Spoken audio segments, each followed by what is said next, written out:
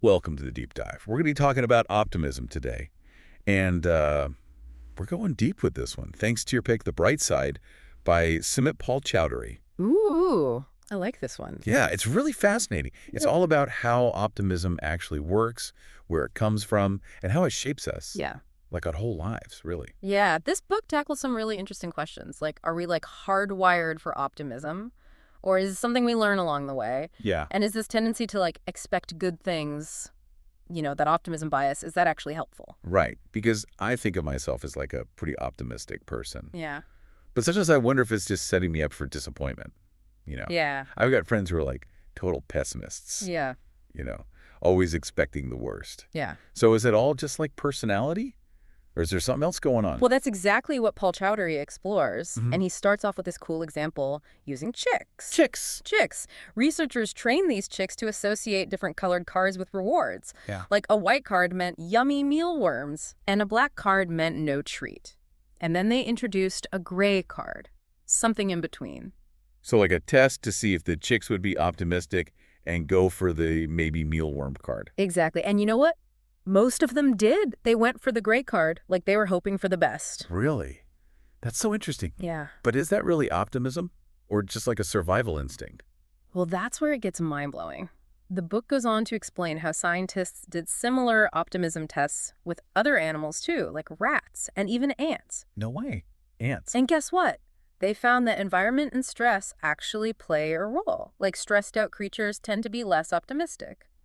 So maybe it's not just about genetics. Exactly. It's a mix of nature and nurture. Yeah. Which makes you think how much of our outlook is shaped by, how we grew up in the world around us. Totally. It makes you question your assumptions about, what makes someone an optimist. Right. I'm already like asking myself all these questions just from these first few pages. It's so cool. And that whole optimism bias thing, Yeah. it makes you think twice about how we see the world. Well, Paul-Choudhury brings up Neil Weinstein's work. He found that people consistently overestimate their chances of good things happening, like winning the lottery or getting that big promotion. Oh, I totally do that. I'm always Yeah. like, this is going to be my lucky day. It's more common than you think, and the book gets into the psychology behind it. There's this fascinating and kind of disturbing research on learned helplessness in dogs. Learned helplessness. What's that? So this researcher, Martin Seligman, he found that dogs who were repeatedly exposed to these unavoidable electric shocks, they eventually just gave up trying to escape, even when they could. Oh, no. That's awful. Yeah, it's sad. But the crazy part is he connected this to how we explain our successes and failures. Like, as humans... Wait, you're saying how we explain things to ourselves could determine how optimistic we are. Exactly. He calls it our explanatory style. Okay. Like, someone with a pessimistic style might see a failure as a permanent flaw. Like, I'm just bad at this. Right. But an optimist might say, okay, this didn't work out this time, but I can learn from it and do better next time. Huh. I never thought of it that way. It makes you really examine how you frame those tough experiences, Totally. It's not just about being, happy-go-lucky. It's about how we interpret what happens to us. Yeah. And this is just scratching the surface of what Paul-Choudhury gets into. He even takes a look at how optimism has been viewed throughout history, which is super interesting. Oh, yeah. This is where he brings in some big philosophical ideas, right? Like Leibniz. Yes. Leibniz believed that we live in the best of all possible worlds. Now, that's optimistic. Right. It's a pretty bold statement, and it sparked a lot of debate.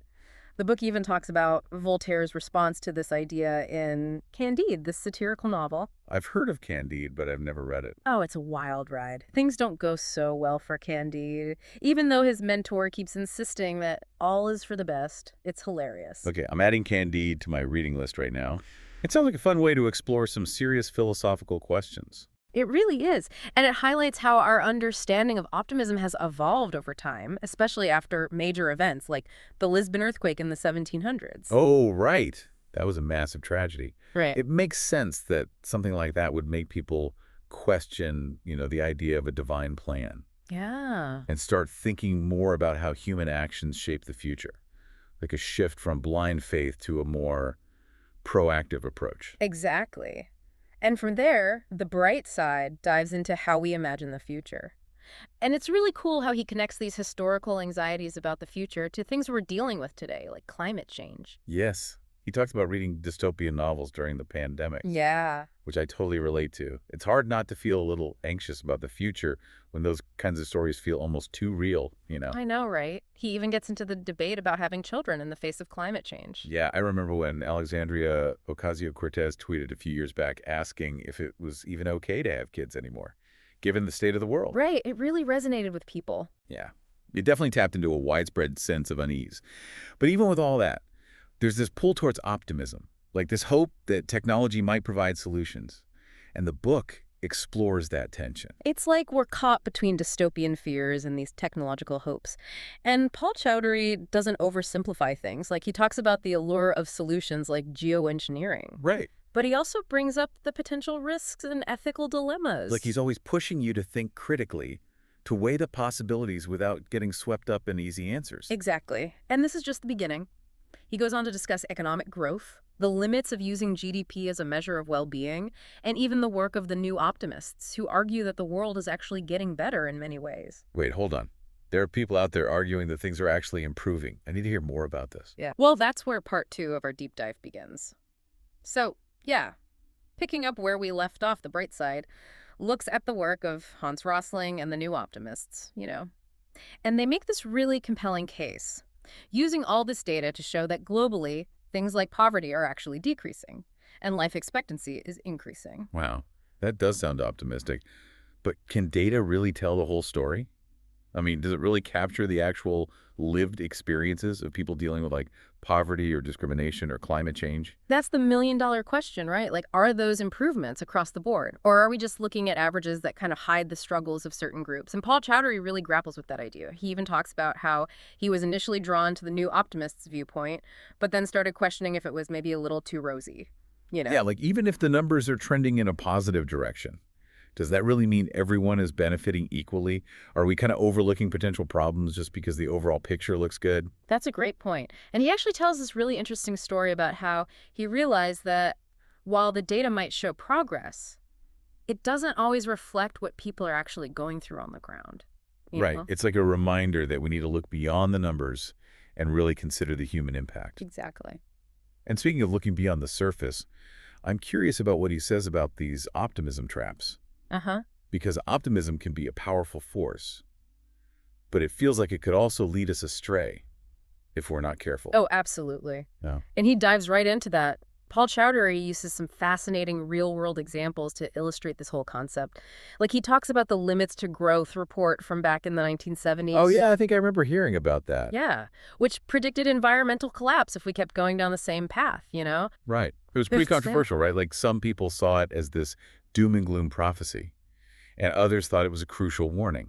Exactly. And the book doesn't take sides. It presents both perspectives and kind of leaves you to ponder. Like, who got it right? Was it a case of being overly pessimistic or a sign that we just weren't paying attention to the warnings? It's a cautionary tale for sure. Yeah. It makes you think about the dangers of clinging to either extreme, like blind optimism or unwavering pessimism. Totally. There has to be some kind of middle ground. And he also brings up the story of Elizabeth Holmes and Theranos, which is like a perfect example of how unrealistic optimism and this fake it till you make it mentality can lead to disaster. Oh my gosh, that whole story is crazy. It just shows that optimism needs to be grounded in reality. You can't just ignore potential problems or think you can wish them away. Totally. And the book keeps going. He goes on to explore this whole effective altruism movement, which is all about using evidence and reason to make the biggest positive impact.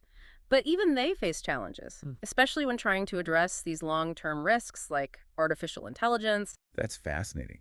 So even with the best intentions and a commitment to doing good, navigating these complex issues isn't easy. Right. It's like a reminder that there are no easy answers. We need to be willing to really engage with the complexities and be honest about the potential pitfalls, even as we strive for a better future. Totally. And that kind of brings us back to this question of, are we wired for optimism? Or is it something we can learn and develop? Does Paul-Choudhury offer any insights on that? He does. He discusses Martin Seligman's work on learned optimism, which suggests that we can actually train ourselves to have a more optimistic outlook. So even if someone is naturally more pessimistic, Yeah. they can learn to reframe their thinking and start to see the possibility of positive outcomes. That's the idea. Yeah. And he even gives some practical strategies for doing this, which I found really helpful. It's like a self-help guide for the intellectually curious. It's really cool. It makes me wonder if optimism is more of a skill than a personality trait. That's a really good point. And throughout the book, Paul-Choudhury weaves together all these different threads, history, philosophy, psychology, even economics, to create this really rich tapestry of how optimism has shaped our world and how it continues to influence our lives. Yeah, it's clear that this isn't just a book about thinking positive. It's about grappling with some of the biggest questions facing humanity, right? Like, is the world getting better or worse? Yeah. Can we control our own destiny? Mm. And what role does optimism play in shaping the future? Absolutely. It's deep stuff, but it's written in a way that's really engaging and accessible. Right. He even brings in personal anecdotes and experiences to illustrate his points, which makes it feel so relatable. That's what I love about a good deep dive.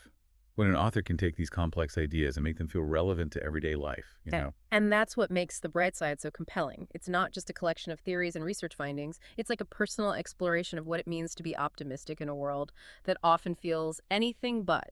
It sounds like he's not afraid to get vulnerable and share his own struggles with finding and maintaining a sense of optimism. Not at all. He talks about dealing with grief and loss and how these experiences led him to seek a more pragmatic, reasoned kind of optimism. Yeah. It's like he's saying, hey, I'm not some detached observer. I'm going through this too. That makes it feel so much more authentic and human. Yeah. Like, it's not about preaching from some ivory tower. It's about sharing a journey and inviting readers to come along. Exactly. And speaking of journeys, he takes you on this fascinating exploration of different time perspectives, how people view the past, present, and future, and how these perspectives can shape our outlook. Oh, that's right. He even includes a little quiz you can take to figure out your own time perspective. I need to check that out. Yeah, it's fun. And it can be quite insightful. He connects this to the idea of possible worlds, this notion that our ability to imagine different futures can influence our actions and expectations. It's like he's saying we're not just passive observers. We have the power to create the future we want. Exactly. And that's where the real power of optimism lies. Not in denying the challenges, but in believing in our ability to overcome them. It's about cultivating a sense of agency and hope. So it's not about wearing rose-colored glasses and pretending everything is perfect. It's about seeing the world as it is, complex, messy, full of challenges and opportunities, and choosing to focus on the potential for positive change. That's it. And the book really makes you think about what kind of future we're creating. Are we headed towards dystopia, or is there a more optimistic path? And what role do we each play in shaping that outcome? It sounds like a call to action disguised as this captivating exploration of optimism, like the kind of book that makes you want to put it down and go do something, to make a difference, however small. Yeah. And that's what I love about The Bright Side. It's not just thought-provoking, it's inspiring. It leaves you feeling empowered, not overwhelmed.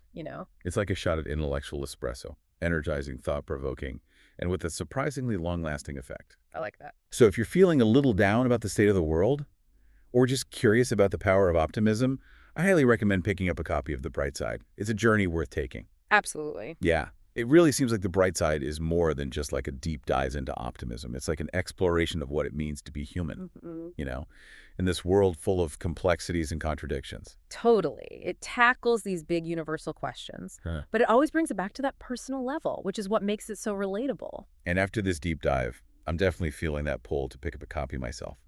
I'm curious to see how Paul-Choudhury ties all of these threads together and what kind of hopeful yet realistic vision of the future he paints. Well, I don't want to spoil the ending, but I will say he offers a really nuanced perspective on what it means to be optimistic in the face of all this uncertainty. It's not about ignoring the challenges. It's about finding ways to navigate them while still believing in the possibility of a better future. That's what I'm taking away from this conversation.